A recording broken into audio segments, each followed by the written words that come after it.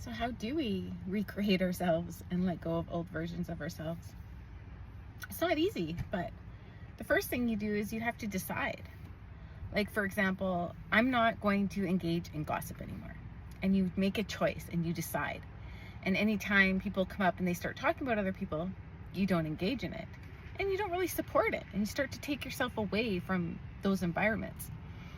Or if you want to quit something, you decide, I'm going to quit this. And if it's hard to quit, maybe you choose a balance, like one day a week I'm going to do this, and it's learning discipline. It's learning how to recreate yourself and recode yourself, that you're the architect, you're the creator, and you have to start with new repetitions. Like if you were people pleasing and you don't want to people please anymore, you decide, I'm done people pleasing. I'm going to speak my truth. I'm going to be authentic. I'm going to be honest. And you start being honest in everything that you say and everything that you do. And it's really making that decision. And then repetition, like making sure you do the daily habits, the I am affirmations, embodying the version that you want to be.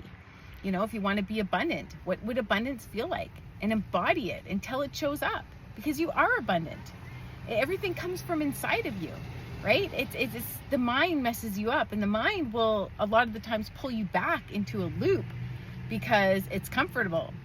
But you just have to recognize when this is happening. And if you don't want to play that program, you don't feed it.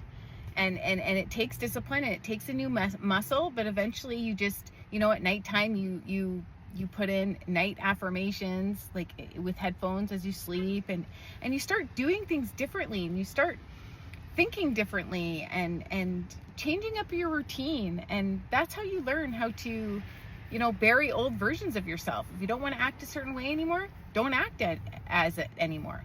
But if you are happy with who you are, then own it. Don't pretend to perform and be something that you're not. Be like, yeah, I'm like this sometimes and I own this part of me, right? And that can be empowering too, because you're not disowning yourself. You're choosing the life that you want and the patterns that you want.